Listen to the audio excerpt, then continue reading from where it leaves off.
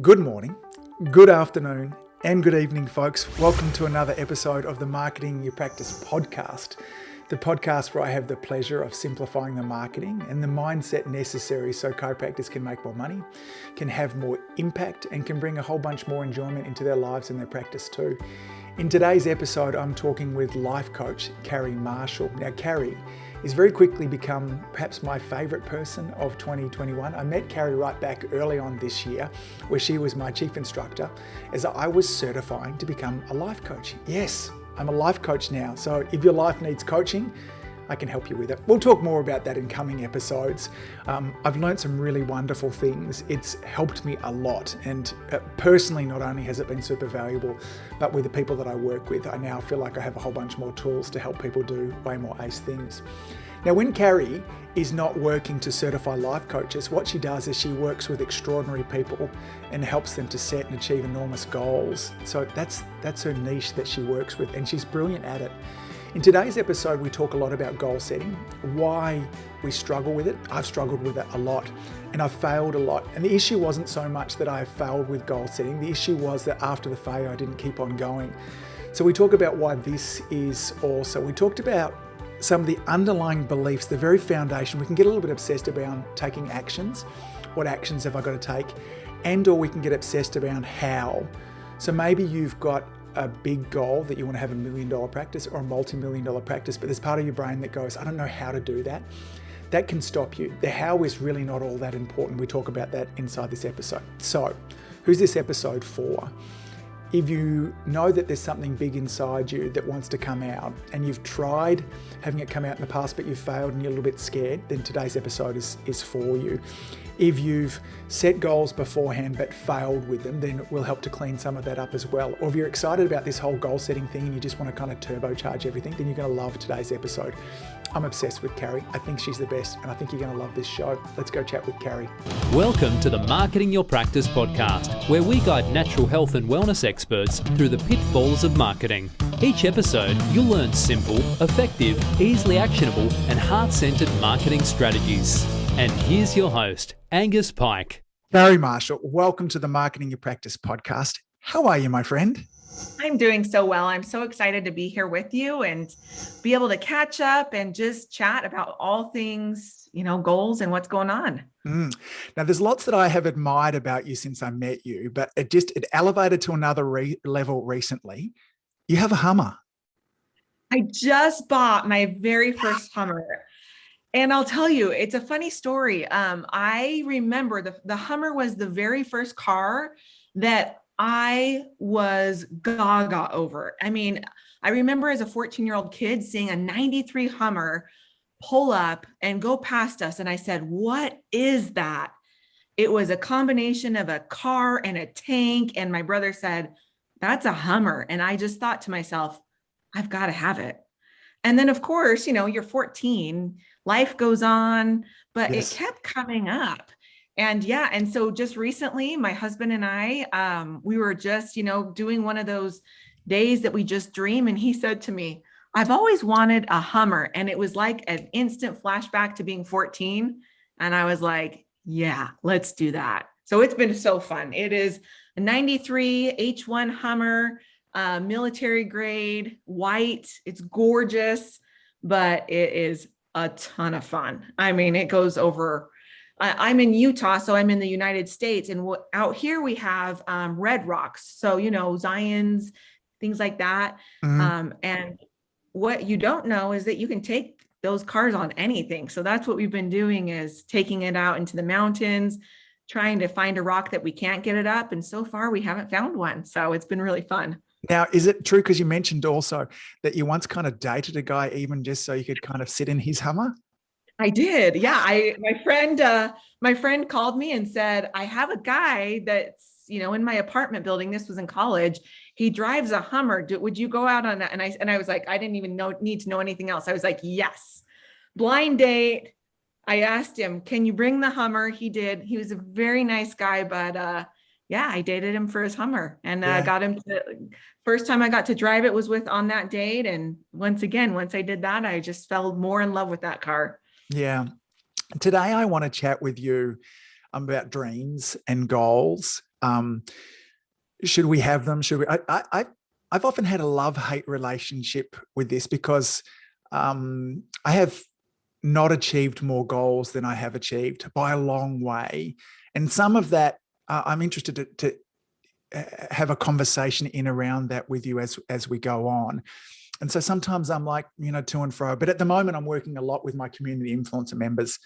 We're setting a 30-day goal, and I want to train them on the ability of what it means to be a finisher. Mm-hmm. In that, in preparing a lot for that, I had the realization that all of life's rewards tend to come in that last 1%. And it really amazed me. And there's something almost unfair about it, because 99% of the way of a goal completed, of a book finished, of a practice built, it's that last 1% where everything happens. But as a man, we struggle with it. Like, it's so interesting now. So a week ago, I ran the class, the first part of it, set our goal, let's work forwards for it. And it's so interesting, the feedback that I've got 1 week in, where people are changing their goals. I've been too busy this week. I haven't been able to do this. So why do we struggle so much with goals? I think one of the reasons that we struggle so much with goals is we actually have zero belief in ourselves that we can achieve them. Yes. So, people start a goal, maybe it's a business goal, I want to have this many clients this week or something, but they don't have a belief that they can actually achieve it. And so then when obstacles present themselves, when the schedule gets more busy, things like that, it's so easy to put it to the side because we didn't have a belief in the first place that it was even possible. You know what? I need to, because I've been so damn excited to chat with you, I need to bring some context of who you are and why. Here I was bragging beforehand. Look, Carrie, I'm 230 episodes into this. I've got it. Okay. I love it. It's so good. But clearly not. Carrie and I first met 6 months ago. I just finished doing a life coach training through the life coach school, which I kind of did as one of those.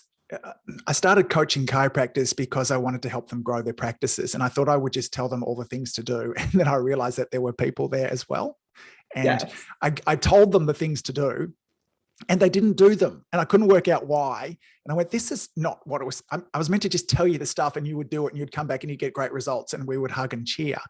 And I went, I really need some help with this. And I found the life coach school, and it's probably one of the best investments I've ever made in my 46 years. And a very big part of that was you. So Carrie was our group coach. The most wonderful group of people. Talk about friggin' overachievers. Like, what they were. So amazing. I still brag about the group of people, the caliber of people that we got to be in. But that's what I love to do. I love to help people go out and achieve their goals. And most people that are coming through the life coach school have a goal of becoming a coach. Yeah. But it goes back to the belief, right? It goes back to, most of the time, and I think that we kind of mentioned this when we first started, is I have a belief that I coach and I teach the very best coaches, and I hold people to that standard. But I think that sometimes when we start the class, people don't believe it. They don't believe that they're one of the best coaches. But I don't let that deter me from holding that belief about my students. And then I hold them to that. I think that you were part of that, of like, sometimes I hold people to the fire because I see them as the very best coaches in the coaching industry. And so I want to make sure that that's what we're doing when we're in coach certification, when I'm the instructor for that. I firmly believe that I coach and I train the very best coaches in the industry. Yeah. You did that in such a classy way. So they lack the belief. So I might say, well, of course I lack the belief, Carrie, because I've never done it before. Like, I want to build $1 million chiropractic practice. And you're saying, I lack the belief. Well, I've never done it before. Like, so that's why I lack the belief too. So where does belief come from, and how do we build belief in the absence of evidence? So belief comes from our thoughts. Beliefs are just something that we've thought over and over again. And so when we talk about where does belief come from, it starts from starting to think differently about yourself and what you're capable of. So when we talk about having evidence solidifies things. Evidence then creates facts. So if you have had a chiropractic business that has made $1 million, you don't need faith or belief anymore. You have evidence. You have hard factual evidence. And so when we talk about belief, what we want to start with is thinking about, well, why would it be so bad or wrong or silly for me to just believe that I could do it?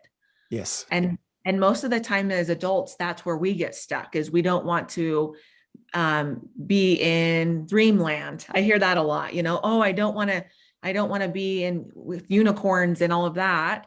And so that's when we start to hold ourselves back of actually thinking about what we can really achieve in this life. Why are we so hesitant to live in that dream world? Because to me, it seems lovely. I love to be in that space. What's the hesitancy for hanging out in that space of just thinking about an amazing, yet unreached future? It's external validation. That's where we all get stuck. Is, we want to believe that we can have $1 million business, but then the chiropractor down the street says, oh, you can't do that, especially in our industry, in our town.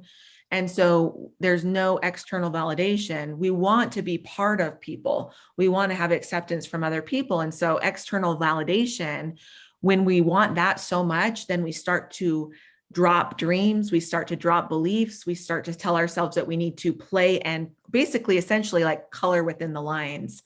And so then we're like, oh yeah, that's true. All the chiropractors in my town can only make 200,000. Come back into the lines, come back into the external validation. No one can have $1 million business. There's lots of talk at the moment globally at the time of me recording this around, the necessity for a vaccination for COVID. I wonder, vaccination is a very heavy topic for chiropractors, but the idea of, I feel like if there is a need of a vaccination against external validation. So how do you build that up? I'm really interested in this with my with my young boy, Sonny, who's 7 weeks old at this stage, and I'm like, whoa, what do I want to teach him? And that's one of the things that I really want to teach. And I'm not quite sure how I'm going to go about that at this stage. So if somebody is suffering from that external validation, that, everyone around them saying it can't be done, it's never been done before there too, and who do you think you are to be doing it? And people often give this feedback with the best of intentions to save. Oh, absolutely. Absolutely. How do you not listen to it? Well, you start to make your own voice the number one thing. We're always going to listen or want external validation. But what we do is we put other people and their thoughts above our own. And so what we want to do is we want to flip the narrative, and we want to always listen to ourselves first, which then we have to make sure that we're having positive self-talk. We have to talk about having our own back. We have to talk about self-confidence, because if you're listening to yourself and you talk like shit to yourself, you're probably not a good place to be in. So that's the first thing to do, is ask yourself, do I have self-love, self-confidence? How do I think about, do I tell myself I'm a good source, a valid source of information, or am I always putting myself down? If you are, then that's where we need to start. We need to start with the thought, the voice that's in your head 24/7, which is your own. One of the things that, one of the modules that we talked about inside the Life Coach School, and I'd love you to expand on this, is the difference between confidence and self-confidence, because I think to some extent that's really what we're talking about here as well. Can you give the distinction between those two, and then how that might kind of play out with foundational beliefs and then building into a goal? Absolutely. So confidence comes from experience. So, if we were talking about something really easy, like putting on a shirt, most adults would say that they have confidence around that. They don't worry about putting it on. They don't wonder, they don't go through their head about what's going to go wrong. Confidence is doing something over and over again that now you can just do, and you have the confidence behind it that you have the skills to do it. Self-confidence is very different. Self-confidence says that you're going to have your own back and that you can handle anything that's going to come at you. So self-confidence says, maybe I don't know how I'm going to do this, or I might fail even, but I'm going to have my own back and figure this out. Self-confidence also tells us that we are going to be able to handle anything, which includes emotions. You and I have talked a lot about that in class. So part of self-confidence, and where I'm assuming that a lot of your audience is men, but that's, I worked specifically with men for years and years. And that's one of the things that I saw was that self-confidence would be lacking, especially in the emotional realm, of not feeling like maybe the emotional range was available to everyone, and that they felt self-confident that they could experience any emotion and handle it. Yeah. And I think, so if, I wonder if I can kind of give an example about how this might play out. So somebody has a goal for $1 million practice. And first of all, what I see people want to do is obsess about, we go into project management straight away. And so we start to get into the action steps. And so the reason the action steps haven't worked up until now is that we take actions based on emotions beforehand. That's the fuel for any action. Exactly. And any emotion that we have comes from a thought or a belief, which is what Carrie and I are talking about. We'll dive more into this as we kind of go forward, the two. But the one thing, and this is what I think is interesting with the group that I'm dealing with at the moment, in them lacking a level of self-confidence, because they have started a journey towards their 30-day goal. It's been difficult, or there's been early failure there too. And so they've quit, or they've changed the goalpost to some extent there also. Self-confidence for me would say, okay, it's going to be difficult, and that's okay, first of all. So that in itself, for me, was a really great distinction of one of the things that I learned inside of working with you is this idea of just asking, why is it a problem that it's difficult? Exactly. And I think that for me is like, oh, why do I want that to go? Why do I want that to go away? Is it okay that it's difficult, that it's hard, that I'm not going to, it's not going to feel good, and that's okay there too. And it's also okay that I fail, and I'm not going to beat myself up with it, that I can just sit in the uncomfortable of that as well. I'm not going to be mean to myself, tell myself I'm a loser, tell myself, see, Angus, you could never do the $1 million practice. Then you're kidding yourself. Who do you think you are? Self-confidence would be that inner talk that says, buddy, this is difficult. It's meant to be difficult, and it's okay. And you're feeling lousy at the moment, and that's okay too. And we move forwards anyway. Am I missing anything with that? What other things would you add with that, with self-confidence? Yeah, I think that the other thing that I would add is a lot about that failure piece.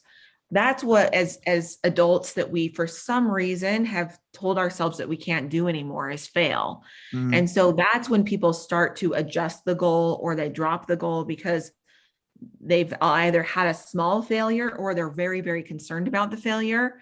And so when we start to see that failure is just information, that's all it is. When we can use that information, if I go out and I want to, let's say we're taking this 30-day goal, and I'm like, I want to make $100,000 in my business. Well, the first week I make 5,000. So already I'm like, oh, I'm off my goal by quite a bit if I want to make $100,000 by 30 days. Well, what's the problem with that? What we want to do is take the information and say, I only made 5,000. Did I not have enough clients? Was I full on my books? And so obviously I need to adjust my pricing. What happened here? Instead of seeing it as a failure that we take in to be a failure of self, it's not a failure of self. We take that in to be so hard on ourselves of, if I fail, that equals I, myself, me personally, I'm a loser. I'm a failure. I can't do this. Yes. That's the difference right there. Instead of just seeing, oh, I failed. Now what? What did I learn? What am I going to adjust?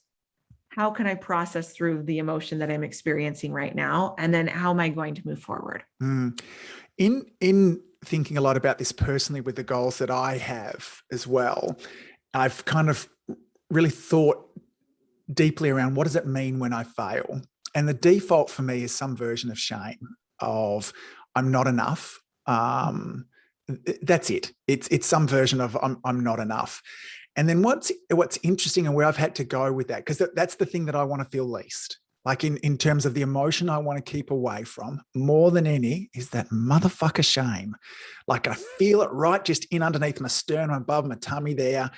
It makes me want to vomit. And I'm like, okay. So that still pops up for me all the time. I did a lot over the weekend. I'm starting to run a whole bunch of Facebook ads at the moment. I couldn't get them working.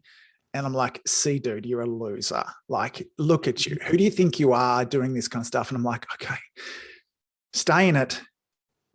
It's okay. And they're too. And then I've got to come back to this basis of it's not a Facebook ad that's going to make me worthy or not. It's not, whether I fill up this class or not, it's not going to make me worthy or not. I've got to, like, everything just comes back to I'm born worthy. And yes, I will make mistakes along the way.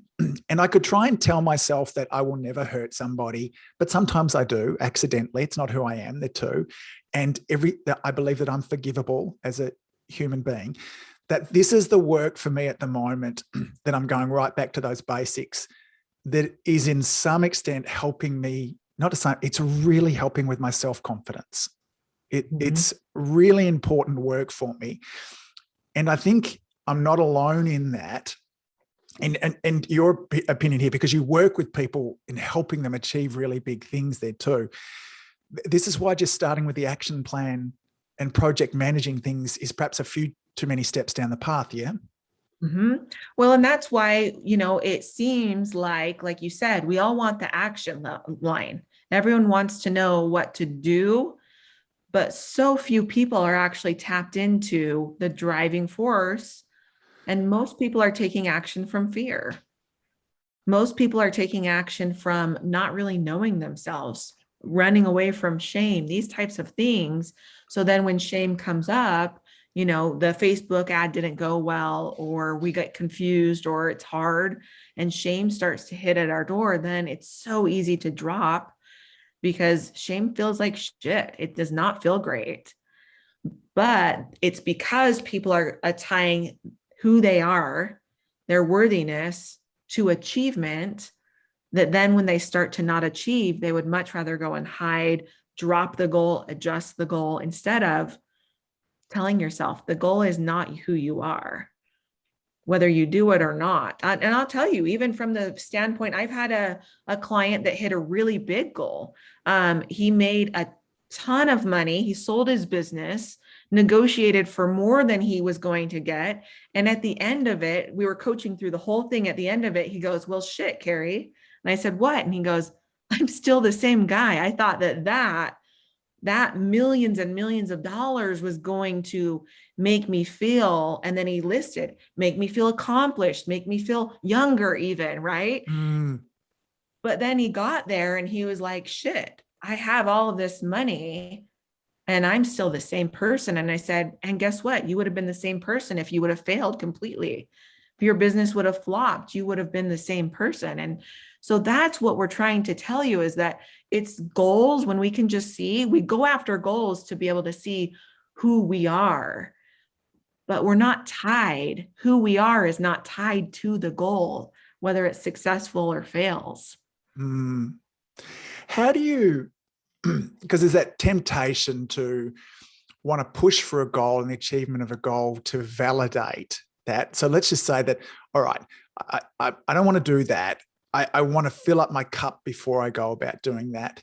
How do you build self-worth beforehand? How do you work on this before the goal actually begins, so that there is a level of robustness before we start? Well, what you and I know this as certified coaches, is our thoughts are creating our feelings. So if we want to go about creating self-worth, and we want to go about creating validation for ourselves before we even start, we want to start with our thought process. We want to start with, how do I think? Once again, it goes back to, how do I think about myself? Yep. What do I tell myself when I fail?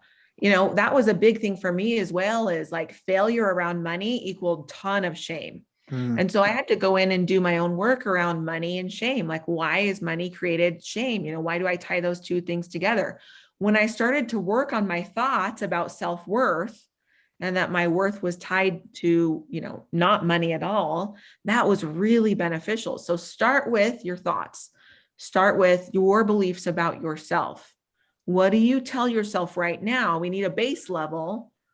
So if you tell yourself you're only worthy because you have a successful chiropractor business, what we want to do is say, but why? What is it? Why am I tying this to me? And so start with your thought process. And then easy way to do this is to just get out a piece of paper, put at the very top, like, how do I think about myself? And then just let your brain go to work finding all the thoughts and beliefs that you have about yourself and write them on the paper with zero judgment. As it comes up, just let it flow. You'll be fascinated what you think about yourself. Mm. And then where to, once you've gone through that self-flagellation of just wailing at yourself with regards to that, or that could be just me, where to from there? What's the next steps after that? Yeah. So after that, what we want to be able to do is then go back over, and it might take maybe you need to put it away for a couple of days, but go back over it and find facts. Mm. Now you want to be a fact finder. So maybe you say on there that you're kind of an asshole. Mm. Well, if that's what your brain tells you, then go and say, okay, why am I an asshole? Is there any facts that are tied to this? And you may find some, honestly. Mm. When I did this, I was very surprised to see a couple of facts that I'm like, oh, that is actually true about me. But when we can do it from a place of non-judgment, then what we can see is that there's facts and there's thoughts. Thoughts, our brain is lying to us all the time. So you may have written down like, I'm an asshole, but then if it's just a thought, it's not really true, then you can say, oh, anytime that comes up for me now, instead of thinking like I'm an asshole, I'm going to be like, no, that's not true. Mm. You can actually have that dialogue with yourself. And that's when it starts to change. Maybe you found some facts on there. Maybe you said something like, I'm not very nice to my employees. And you're like, well, that's kind of true. Here's all of the evidence. And then once you find that, you just ask yourself, do I want to change this or not? Mm. And just once again, maybe you don't want to, and that's okay. Mm. But you're going to own it now. You're going to be like, I'm kind of an asshole to my employees, and that's okay. I'm intentionally showing up this way. Most of the time, I find that we find some things on the list that we might want to change. But it's the intentionality behind either owning it or owning that you want to change it that's going to really change that list. There's going to be lies on the list. There's going to be things that you want to be changed, and there's going to be things that you actually intentionally want to keep on that list that you're like, actually, that kind of serves me. Mm. Those things that might be lies, why do you think we tell ourselves those lies? Where do they come from? The lies come from, once again, wanting to almost be part of the in crowd, meaning wanting the external validation. So we tell ourselves, if I tell myself I'm an asshole, then if someone else does, I've already almost beat them to the punch. I've already beaten myself up. I've already felt crappy about it. It's a very, very crazy way of beating ourselves up based on completely false accusations from our brain, essentially, is what it is. Yeah. It's a false accusation from our brain. But the reason that we do it is it's a safety mechanism. Mm. We don't want to have someone else or be called out on something that our brain has never processed before. Our brain has this processing system where it goes through it calls it safety, but it goes through for safety reasons. And it's like, what about this? What about this? What about this? And the reason that it does that is it doesn't want, our brain's very basic function is to keep us alive. Mm. And so oftentimes, let's just use that example of being called an asshole. Yeah. For some people, that feels really hard. It feels like death. Yeah. And so our brain wants us to process through it beforehand. So it's like, you're kind of an asshole. Hurry, let's process through it so that if someone else comes in, it feels so terrible. We've already done the work, but it's a lie. It's a complete lie. That's the thing, is that now we're stuck in a loop. We're stuck in the belief loop of I'm an asshole, that now we're processing all of the time when we don't even know if anyone's thinking that really. And the second lie is that you're not going to die from someone else's words. Yeah. Yep. I often think about it too.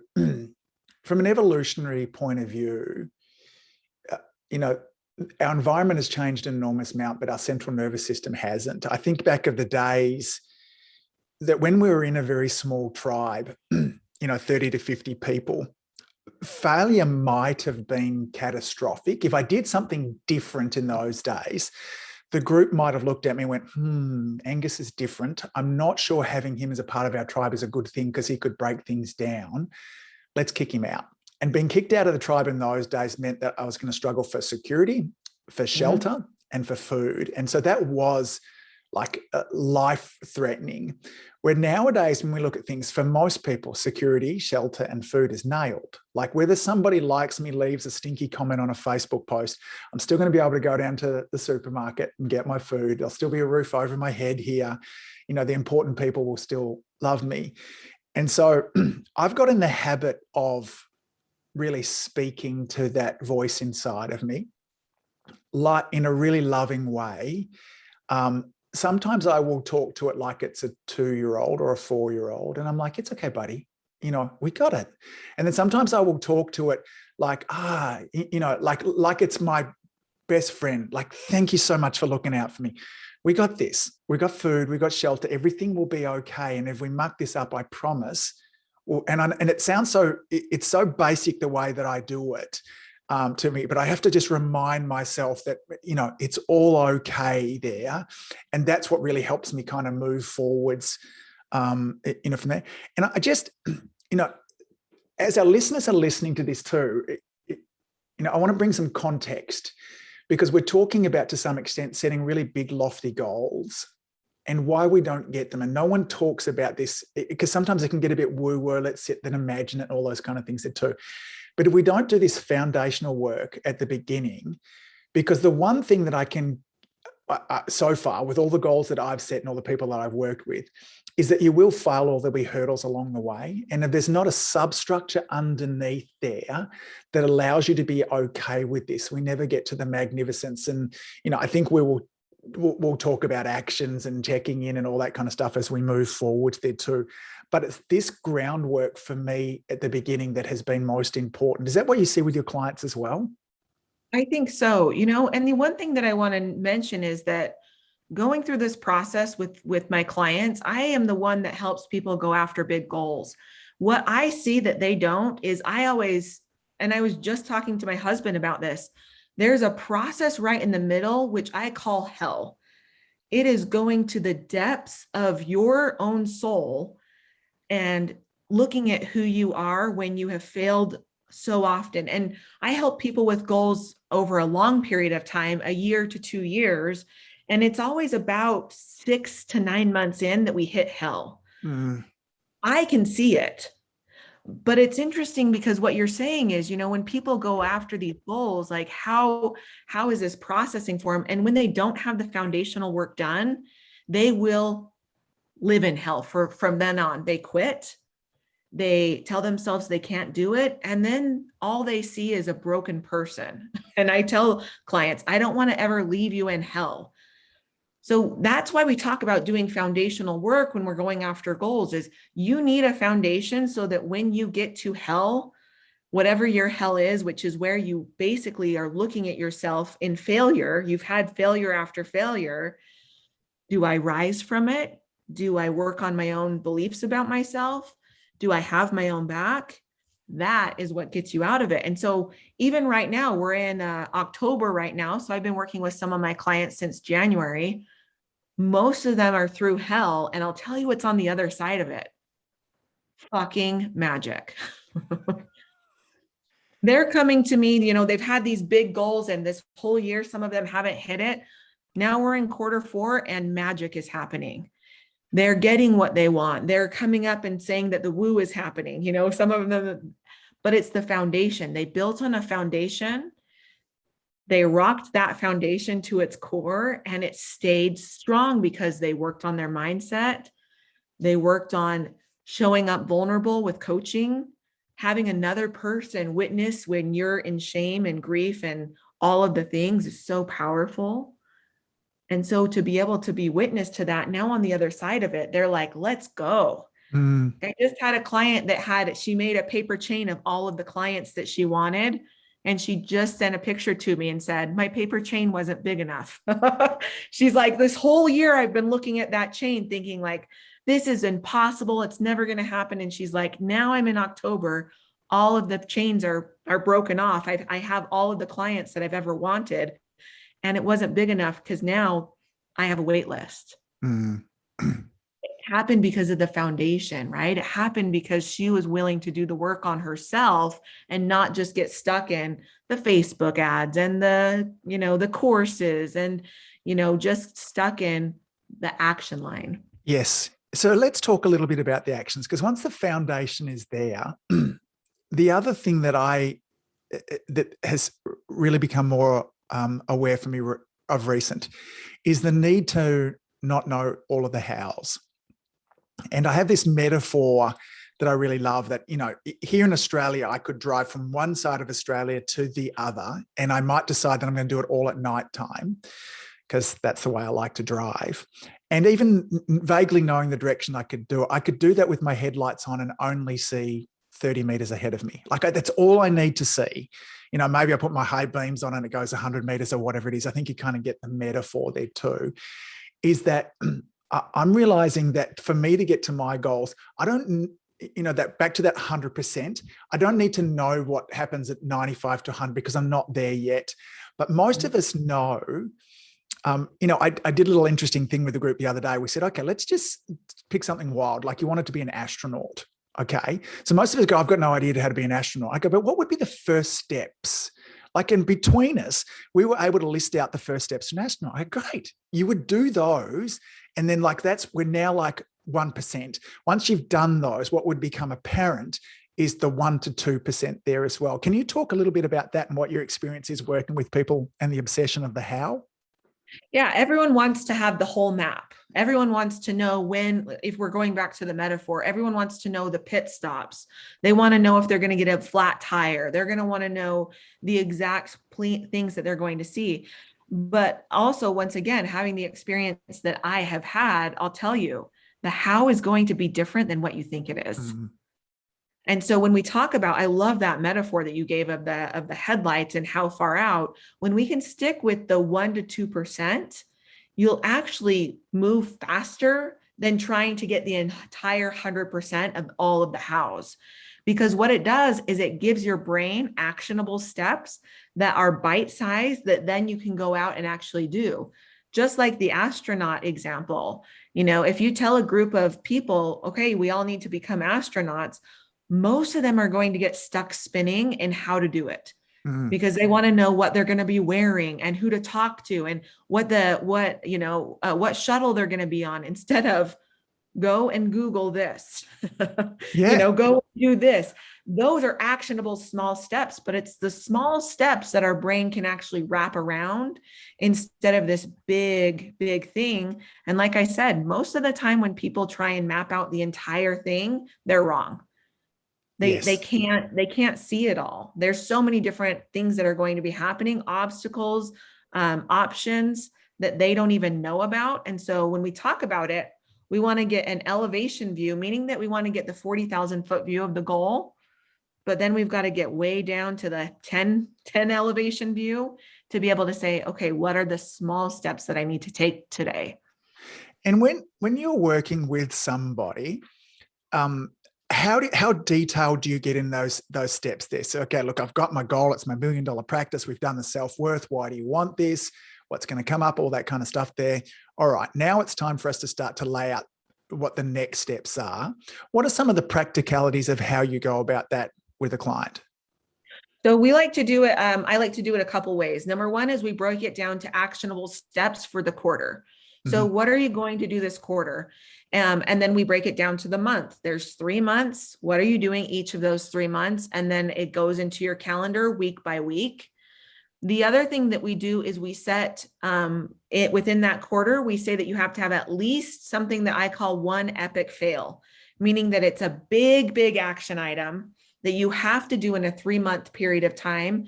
And I tell my clients, you're going to fail at this. Mm-hmm. I'm like, we're putting out this big thing, and it's crazy because some of them will actually achieve it, and it will actually be something that will help them a ton. But it's taking something, take it to a quarter, break it down for months, and then put it on actionable items on your calendar.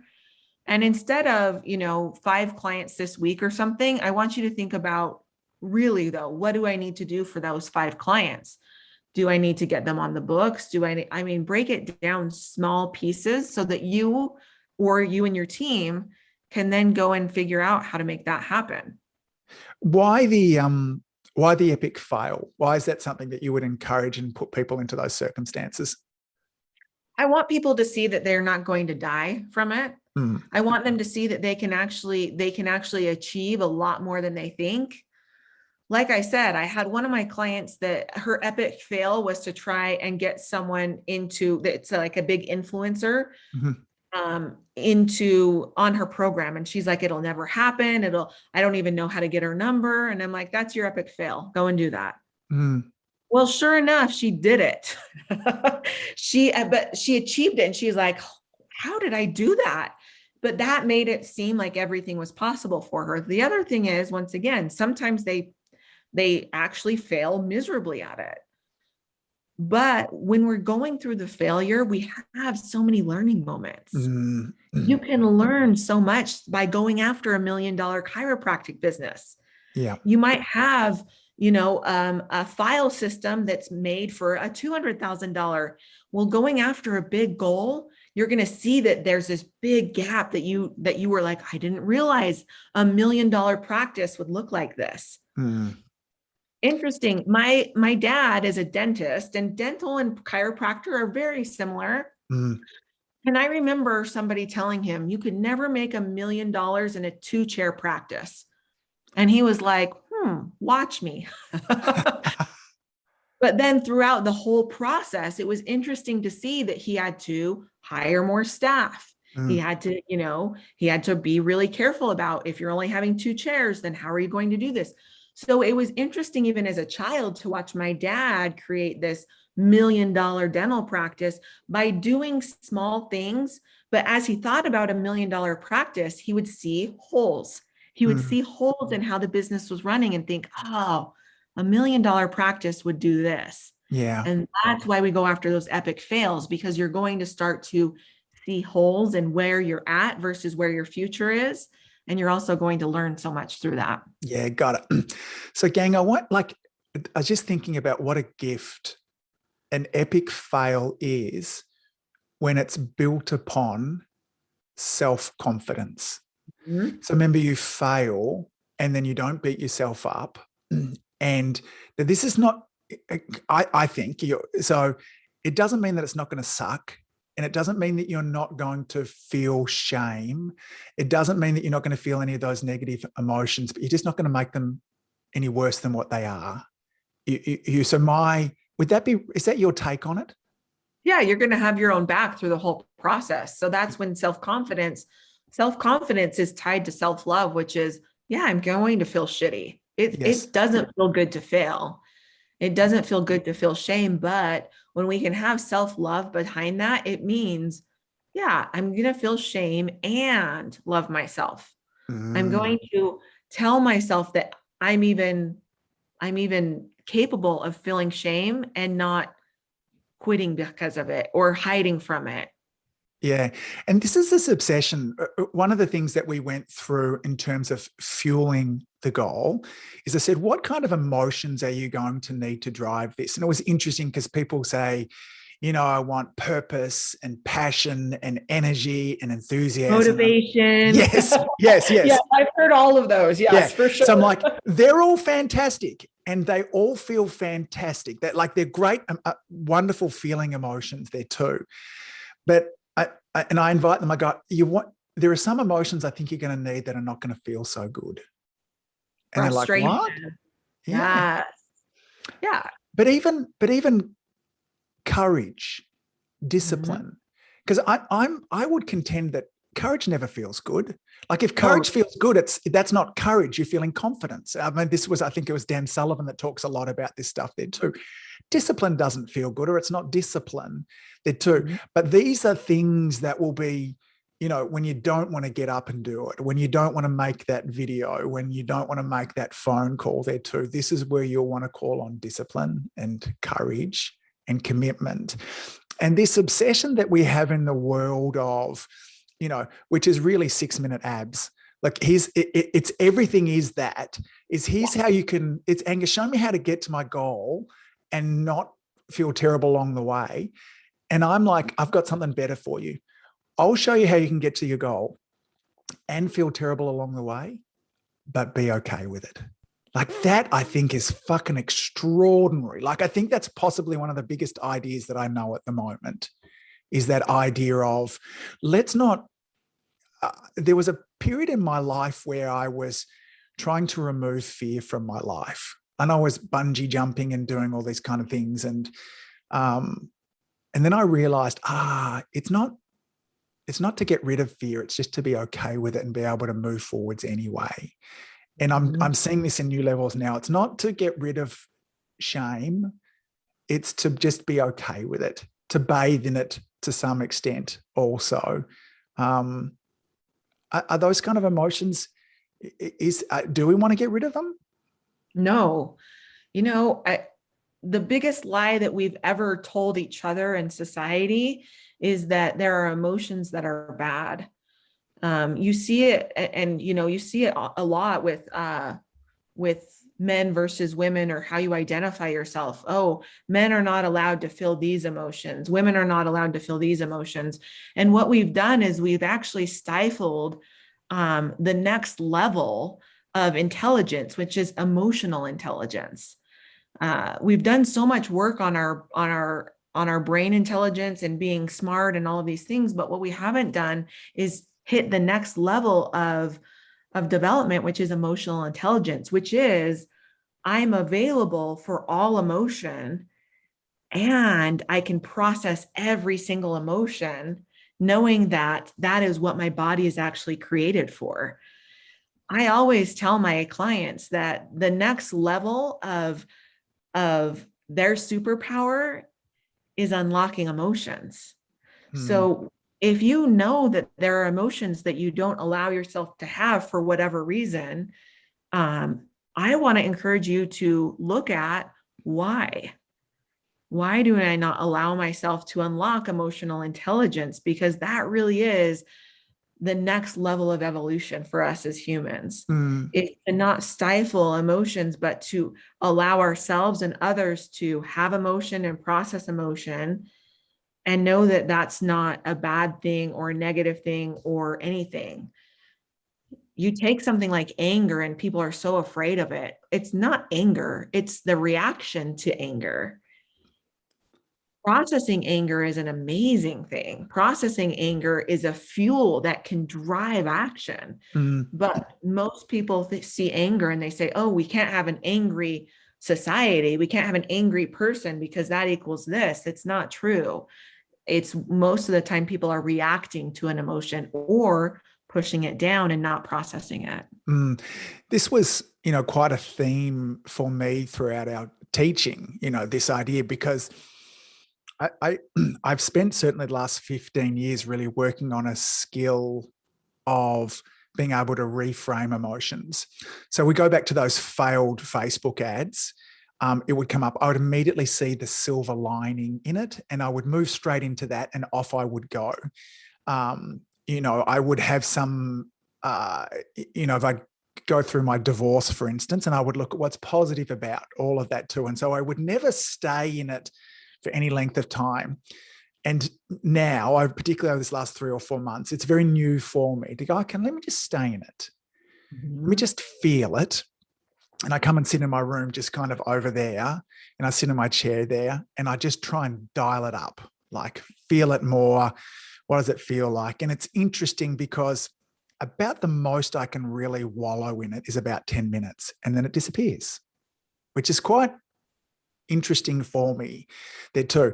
So the reason for me beforehand, when you would say, well, why do you not want to, we don't want to feel these things? I'm like, yeah, fuck, of course, Carrie, because it sucks. Because it feels terrible, right? Yes, it does. But what I was realizing, and I think it was Jerry gave me the metaphor that finally had it click for me. This was another beautiful person in our course. She gave me the metaphor of it. She said, Angus, when you flip those emotions, it's like having a beach ball. And we've all done this when we're in the swimming pool and you push it down underneath the water. And you notice the further you push it down and the bigger it gets, then what's going to happen at some stage, as soon as you take that pressure off, it's going to explode.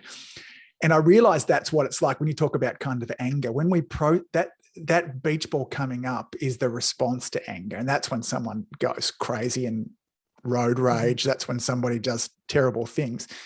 But processing and just feeling anger, which is one that often comes up for me, that anger is what will come up when things shifting between anger and shame, those two, then I'm like, okay, got it. I don't need to yell at the dog. It helps a lot for me to kind of just process and move through it. So this is an interesting journey for me at the moment. Well, and part of that, when I talk about emotional intelligence, the other thing that really takes it to the next level is when we start to really believe and have the thoughts that we are literally creating our own emotion. So it's not the Facebook ads like we talked about that's creating the anger. When we can take 100% ownership of our anger or whatever other emotion we're having, that's the next phase of it, is really moving into accountability and ownership around our own emotion. Then it just creates this amazing space of, it's not what my husband or my employee said that made me upset. I have a thought about what they said that's creating my own anger. I'm creating anger. I'm in charge of it. I can process it. I can move with it. I like to say, like, mold it, shape it, move it around. And so that's that next level of that emotional intelligence, is taking full ownership of the emotion, because now I'm like, this is my play box. I'm like, these are all my emotions. Now what do I want to create with it? No one else is creating this for me. It's all me. This is such beautiful work, and it's so much deeper than an action plan, a to-do list, a project management. And it is, it's a lot of why I gave up on so many of my goals in the early days. It's a lot of why it's not why I failed, it's why I gave up, because failure was going to happen. Even if I had these tools, failure was still going to happen, but it's why I gave up on myself as well. And to wind things up there too, I want to encourage our listeners a couple of things, maybe starting off with that thought download that Carrie talked about to begin with, which was, what are you telling yourself? Like, just open up, get your pen and paper, unfiltered, write it all down. I love that idea. I'm going to do that in this next day or so too. And then look at things, what are true and what are you okay with? Sometimes we got to show up as an asshole. Like, Totally. we got to, Totally. like, well, that's my belief. That's my belief too. Yeah. But I'll tell you, it creates so much freedom. And that's why I said, like, really look at it and decide, does it make sense or not for me? Yes. Because there's sometimes that I'm like, I actually kind of do want to be that person. Yes. That's okay. Yeah. And a level of awareness to it as well. And then, identify in there too, what maybe how do I stop being that? So where am I showing up that I want to keep that way? Where am I showing up that I want to change? And then what are lies? And then, that's a fabulous way to begin from there as well. Anything else that you would add to that to get somebody started on this journey? I think really start to look at your dreams. Start dreaming if you don't have any dreams. Start thinking about what your goals are. And there's a lot of adults that have come to a point where they think to themselves, I've got this and I've got that, and I'm probably done. And I just want to push all of you, if you don't have something that you want or that you're wanting to do in your life, then start there. Why have you disconnected from dreaming and having goals for yourself? And that's one of the biggest things that I see with adults, is sometimes they're like, well, I have a chiropractor business that's providing for my family and we're okay. And so they just think that that's the status and that's okay. And so push yourself to want something like a Hummer. I love it. I love it. I love it. I love it. Love it. Carrie, how do our peeps find more of you? And if people are interested in working with you, I know you're very full at the moment, but are there some programs they might be able to kind of sneak their way into if they beg, borrow, and steal? Absolutely. So you can find me on Instagram. It's Drive Your Thoughts Coaching, and there's underscores under all of that, but you can find me really. If you just put Drive Your Thoughts Coaching, you'll find me. I love giving free content over there. I love people DMing me, asking me questions. I'm here really as a support to anyone that has big goals and dreams. So definitely follow me over there. You can find me at driveyourthoughts.com. And then I have a new program coming out, hopefully next year, that's going to be basically starting with who you are, what you want, and going after it in a really, really affordable way. So I'm excited to do that. But come and find me. I would love to hear your goals and dreams, because we can all use someone that has our back. And that's the one thing that I am epic at. I'm very good at believing in other people's goals and then watching you go after them and being there as a support. So come and find me. I'd love to do that for you. Yeah. So Carrie, thank you. I adore you, and you have been what has made my coaching experience just better than what I could have ever have imagined it. You do show up as such a wonderful cheerleader, and you were for all of us throughout this too. And I can't wait to continue to have you in my life. I feel like my life is better because I know you. So check out Carrie. I'll make sure that there's links in all of the show notes and stuff. And share your goals with her, ask her any questions. She's ace. And if you have the opportunity, peeps, to work with her, jump at it with great enthusiasm as well. So Carrie, thank you so much. Well, thank you for having me. Such a pleasure. Can't wait to catch up with all of you. If you've enjoyed listening to this podcast, you have to come and check out my Community Influencer program. It's my monthly coaching program where we take all this material and I'll work with you to help you apply it, implement it, and systemize it. The Community Influencer Group Coaching Program is designed to help you increase your practice income, impact, and enjoyment. Join me over at anguspyke.com/join. That's anguspyke.com/join. I'd love to see you there.